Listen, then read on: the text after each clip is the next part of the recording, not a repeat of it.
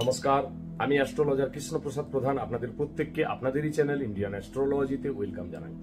আশা করি সকলেই ভালো আছেন। আজকে আলোচনা করব তুলা রাশির জাতক জাতিকাদের 2024 সালের এপ্রিল, মে এবং জুন মাস কেমন যাবে। সম্পূর্ণ বিস্তারিত আলোচনা করব।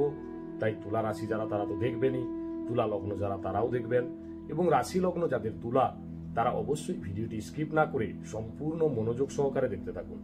শুধু দেখলে হবে না, বুঝতেও হবে, এবং সবশেষে জানাবো কি করণীয়, কি করলে আপনারা এই 3 মাস আরো ভালো থাকতে পারবেন। তাই সর্বপ্রথমে দেখব এপ্রিল মাসের শুরুতে গ্রহের গোচর অবস্থান। রাশির পঞ্চম ভাব অর্থাৎ কুম্ভ রাশিতে বসে রয়েছেন শনি এবং মঙ্গল।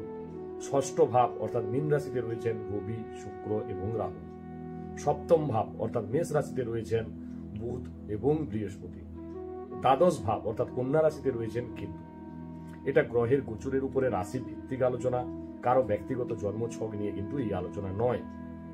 কারণ আপনার জন্মছকে কি রয়েছে, কোন প্ল্যানেটের দশা চলছে তা কিন্তু আমি জানি না।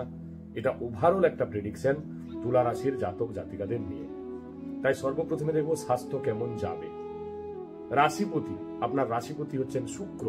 তিনি বসে রয়েছেন ষষ্ঠ ভাবের উপরে, তুঙ্গ ক্ষেত্রে বসে রয়েছেন।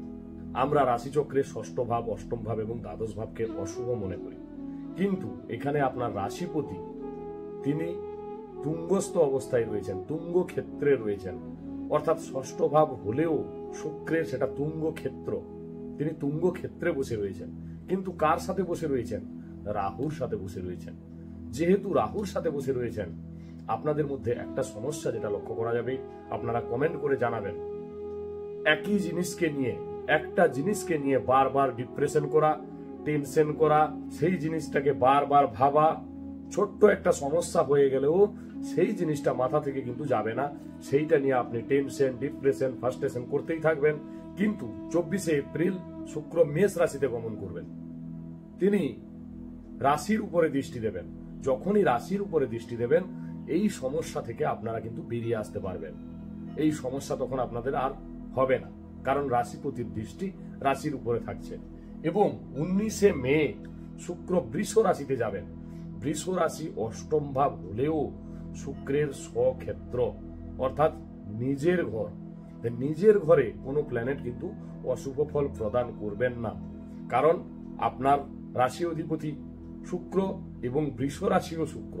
তাই শুক্র শুক্রের জায়গায়, শুক্রের ক্ষেত্রে বৃষ রাশিতে গমন করছেন।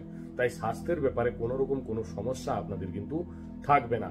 24শে এপ্রিল পর্যন্ত একটু টেনশন, ডিপ্রেশন, ফ্রাস্ট্রেশন থাকবে, তারপরে কিন্তু কোনো সমস্যা থাকছে না। এবারে দেখবো শিক্ষা। শিক্ষা আমরা মূলত বিচার করি পঞ্চম ভাব থেকে। পঞ্চমপতি শনি, তিনি পঞ্চম ভাবের উপরে অর্থাৎ কুম্ভ রাশিতে বসে রয়েছেন, স্বক্ষেত্রে বসে রয়েছেন। দ্বিতীয়পতি এবং সপ্তমপতি মঙ্গল, তিনিও কিন্তু পঞ্চম ভাবের উপরে রয়েছেন। জন্ম রাশি চক্রে মঙ্গল এবং শনি যদি শুভ অবস্থানে থাকেন, তাহলে শিক্ষার জায়গায় কোনো রকম কোনো সমস্যা আপনাদের কিন্তু হবে না। না হলে কিন্তু একটু প্রবলেম হবে, কারণ শনি এবং মঙ্গল 20 যোগ তৈরি হচ্ছে। 23শে এপ্রিল পর্যন্ত মঙ্গল কিন্তু পঞ্চম ভাবের উপরে শনির সাথে, পঞ্চম পতির সাথে থাকবেন।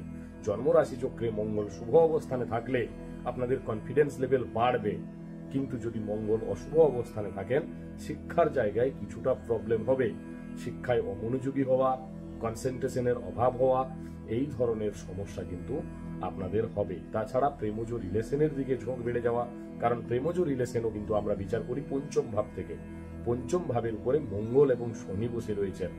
তাই আপনি যার সাথে রিলেশনে রয়েছেন, দেখবেন ওনার মধ্যে কিন্তু লিডারশিপ করার ক্ষমতা, কারণ মঙ্গল বসে রয়েছেন। মঙ্গল হচ্ছে সেনাপতি, মঙ্গল হচ্ছে অগ্নিকারক প্ল্যানেট। মঙ্গলের মধ্যে থাকে লিডারশিপ করার ক্ষমতা। যেহেতু পঞ্চম ভাবের উপরে শনি মঙ্গল থাকছেন, তাই আপনি যার সাথে রিলেশনে রয়েছেন তার কাছে আপনাকে কিন্তু মাথা নত করতে হবে, কারণ জেদ থাকবে, ইগো থাকবে ওনার মধ্যে। তাই 23শে এপ্রিল পর্যন্ত মঙ্গল কিন্তু পঞ্চম ভাবে থাকছেন।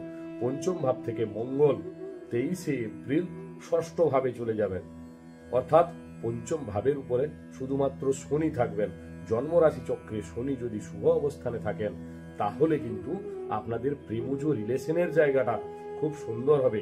এতদিন পর্যন্ত মঙ্গল থাকার কারণে যে ব্যবহার আপনি যার সাথে রিলেশনে রয়েছেন তার কাছ থেকে পেয়েছিলেন, সেই ব্যবহারের জন্য উনি কিন্তু নিজেকে লজ্জিত বোধ করবেন।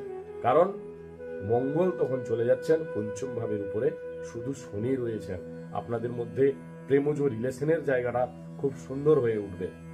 এবারে দেখব বিবাহিত জীবন। বিবাহিত জীবন আমরা বিচার করব সপ্তম ভাব থেকে, অর্থাৎ সপ্তমপতি মঙ্গল তিনি কোথায় বসে রয়েছেন? পঞ্চম ভাবের উপরে বসে রয়েছেন, শনির সাথে বসে রয়েছেন। আগেও বলেছি, এখনো বলছি, মঙ্গল যদি শুভ অবস্থানে থাকেন তাহলে বিবাহিত জীবনের মধ্যে আপনাদের প্রেমজ রিলেশনটা খুব ভালো থাকবে। কারণ সপ্তমপতি পঞ্চম ভাবের উপরে বসে রয়েছেন। মঙ্গল যদি অশুভ অবস্থানে থাকেন তাহলে কিন্তু শনি মঙ্গল 20 যোগ হবে। আপনার পার্টনারের ক্ষেত্রেও সেম জিনিস লক্ষ্য করা যাবে, ওনার মধ্যে জেদ রাগ এগুলো কিন্তু বেশি থাকবে। কিন্তু বেশি থাকলেও সেরকম কোনো সমস্যা হবে না। সমস্যা আপনাদের হবে 23শে এপ্রিলের পর থেকে। কারণ 23শে এপ্রিলের পরে মঙ্গল অর্থাৎ সপ্তমপতি ষষ্ঠ ভাবের উপরে যাবেন, রাহুর সাথে যুক্ত হবেন এবং সপ্তম ভাবের দ্বাদশ ভাব হচ্ছে ষষ্ঠ ভাব। ছোটখাটো কথায় আপনাদের মধ্যে ঝগড়া অশান্তি এই ধরনের সমস্যা কিন্তু হওয়ার সম্ভাবনা থাকছে। কতদিন পর্যন্ত? মঙ্গল এখানে কিন্তু 1 জুন মেষ রাশিতে যাবেন, অর্থাৎ 23শে এপ্রিল থেকে 1 জুন পর্যন্ত আপনাদের বিবাহিত জীবনে কিছু না কিছু প্রবলেম থাকার সম্ভাবনা রয়েছে। 1 জুনের পর থেকে সপ্তম ভাবের উপরে মঙ্গল গমন করবেন, অর্থাৎ সপ্তমপতি সপ্তম ভাবের উপরে গমন করবেন। এর ফলে কিন্তু আপনাদের বিবাহিত জীবন খুব ভালো হয়ে উঠবে 1 জুনের পর থেকে। এবারে দেখব ভাগ্য, ক্যারিয়ার এবং ব্যবসা। ভাগ্যপতি বুধ তিনি বসে রয়েছেন কোথায়? সপ্তম ভাবের উপরে। এপ্রিল মাসের শুরুতে তিনি সপ্তম ভাবের উপরে বসে রয়েছেন, অর্থাৎ ভাগ্য আপনাদের পূর্ণরূপে সহায় হবে। কারণ ভাগ্যপতির দৃষ্টি আপনার রাশির উপরে থাকছে। যেহেতু বুধ বক্রী হয়ে ষষ্ঠ ভাবে গমন করবেন, 10ই এপ্রিল বুধ কিন্তু মীন রাশিতে গমন করবেন, অর্থাৎ বক্রী হয়ে মীন রাশিতে যাবেন। যখনই তিনি মীন রাশিতে যাবেন, ষষ্ঠ ভাবের উপরে যাবেন, বুধ কিন্তু নিচস্থ হয়ে যাবেন। তাই যে সমস্ত কাজে ভাগ্যের প্রয়োজন হয় সেই সমস্ত কাজ থেকে আপনারা একটু বিরত থাকুন। কারণ ভাগ্যপতি তখন আপনার ষষ্ঠ ভাবে রয়েছেন, নিচস্থ অবস্থায় রয়েছেন, রাহুর সাথে যুক্ত রয়েছেন। ভুল ডিসিশন হয়ে যেতে পারে, ভুল পদক্ষেপ হয়ে যেতে পারে। তাই ভাগ্য আপনাদের পূর্ণরূপে সহায় হবে না। কতদিন পর্যন্ত? 10ই এপ্রিল থেকে 10ই মে পর্যন্ত বুধ কিন্তু ষষ্ঠ ভাবের উপরে থাকবেন। তারপরে 10ই মে কিন্তু বুধ আবার সপ্তম ভাবে গমন করবেন। 31শে মে পর্যন্ত আপনারা আবার যে কোনো কাজ অনায়াসে করতে পারবেন। এবং 31শে মে থেকে 14ই জুন বুধ কিন্তু অষ্টম ভাবের উপরে থাকবেন। তাহলে 31শে মে থেকে 14ই জুন পর্যন্ত এই সময়টাকেও আপনারা অ্যাভয়েড করে যাবেন। অর্থাৎ ওভারঅল যেটা দাঁড়াচ্ছে, যে সমস্ত কাজে ভাগ্যের প্রয়োজন হয় সেই সমস্ত কাজ 10ই এপ্রিল থেকে 10ই মে এবং 31শে মে থেকে 14ই জুন এই দুটো সময় আপনারা অ্যাভয়েড করবেন। 14ই জুনের পরে নবমপতি নবম স্থানে যাবেন, তারপর থেকে আর কোনো সমস্যা আপনাদের থাকছে না। এবারে দেখব ক্যারিয়ার। ক্যারিয়ারপতি হচ্ছেন চন্দ্র, অর্থাৎ দশমপতি চন্দ্র।